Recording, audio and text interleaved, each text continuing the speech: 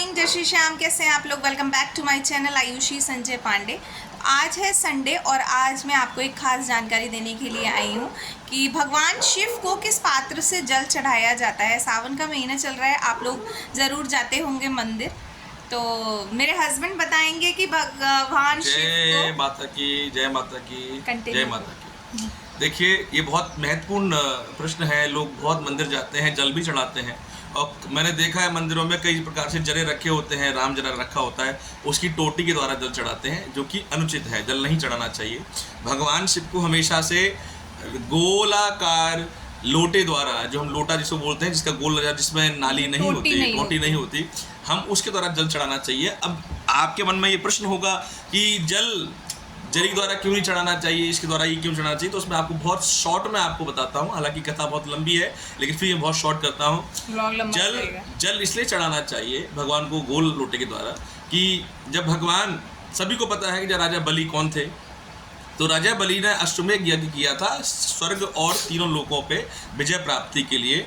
तो भगवान इंद्रादि देव, समस्त देवता जब भगवान के पास गए, नारायण के पास में, उन्होंने उनका उपाय किया और भगवान ने 52 अवतार धारण किया। 52 अवतार में भगवान श्री हरि नारायण 52 अवतार के रूप धारण करके वो उसकी बलि की कुटिया में गए, जहाँ पे यश अश्वमेध यज्ञ हो रहा था। उस यज्ञ में उन्होंने विघ्न डालने के लिए, ताकि पूर्ण, अगर उनको पता था भगवान नारायण को कि अगर ये यज्ञ संपन्न हो गया तो राजा बलि त्रिलोक का स्वामी बन जाएगा और पाप का नाथ रूप बढ़ जाएगा, राक्षसों का वहाँ पर प्रहार हो जाएगा। तो उसको रोकने के लिए भगवान ने 52 अवतार धारण किया और उसकी कुटिया में गए। क्योंकि सबको पता था, उनके गुरु शुक्राचार्य को भी पता था, जिस प्रकार से देवताओं के गुरु है भगवान बृहस्पति और राक्षसों के गुरु हैं शुक्राचार्य जी। तो शुक्राचार्य को पता था कि जो द्वार पर आया है ये कोई और नहीं, श्री नारायण भगवान है, और ये अवश्य ही इसे दान में कुछ ऐसा मांगेंगे जिससे यज्ञ भंग हो जाएगा।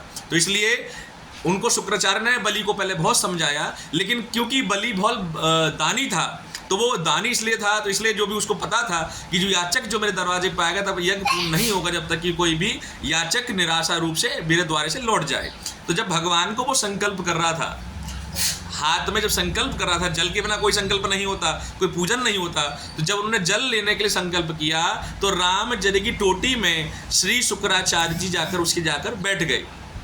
इसलिए बैठ गए कि बलि किसी भी प्रकार से ये संकल्प ना करे, क्योंकि अगर संकल्प कर दिया तो बलि राजविहीन हो जाएगा, कर्म विहीन हो जाएगा और सत्ता विहीन हो जाएगा। जो कार्य करना चाहता है वो सारा व्यर्थ हो जाएगा।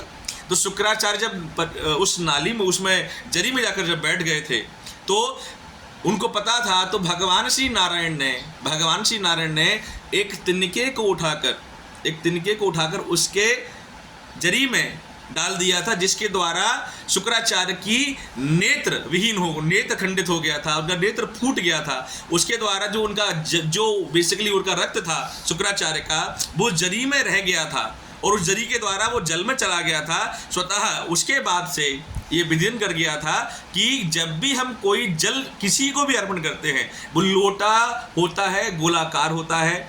एक संस्कृत भाषा में एक सिंपल सा एक विचार है, जल अर्पण त्रिसाध्य धरण मंगल प्रतिपर रूप प्रसाध्य पात्र विहित तर्भ्यम त्रकश्यति। अर्थात जल हम किसी को अर्पण करते हैं वो गोलकार में ही होना चाहिए, उसके अंदर नाली या जरी का पदार्थ, टोटी नहीं होनी चाहिए। ये प्रमुख बात है। मुझे आशा है कि आप सभी को समझ में आ गया होगा। मेरी आप सभी से प्रार्थना है, श्रावण का महीना चल रहा है, आप हर कोई मंदिर में जाएं, भगवान शिव को जल अर्पण करें। मैं ये 100% बोल सकता हूँ, भगवान शिव आपकी समस्त कामनाओं को पूर्ति करेंगे, आपके घर में सुख शांति समृद्धि बनी रहेगी। जय श्री श्याम, जय माता की, हर हर शंभु, हर हर शंभु, हर हर महादेव। वीडियो पसंद आए तो लाइक करें, शेयर करें और चैनल को सब्सक्राइब करें। थैंक यू, बाय बाय, जय श्री श्याम।